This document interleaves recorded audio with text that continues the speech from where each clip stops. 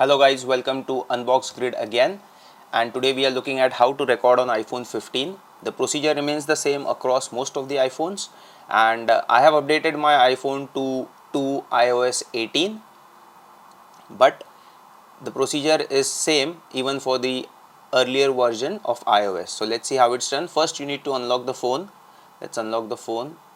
Now it's unlocked, and now you need to use the right hand swipe or the right top corner swipe like this, and here you will see the record button, and just click on it, and in the island you will see the timer going off. So it is 3 seconds, and now the phone starts recording.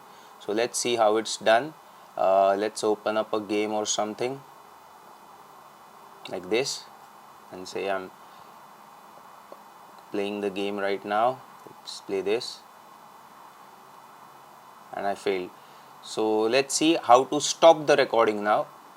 You again go here and tap on the same button, and it will say that the recording is saved to photos. You want to delete this, just tap and hold here and you will get the option for delete. But for our purpose, let's see how it's recorded or not. So I was showing you how to record this, and this is how it's done. So now I've started the game, and this is how it gets recorded. So that's it guys, thank you for watching.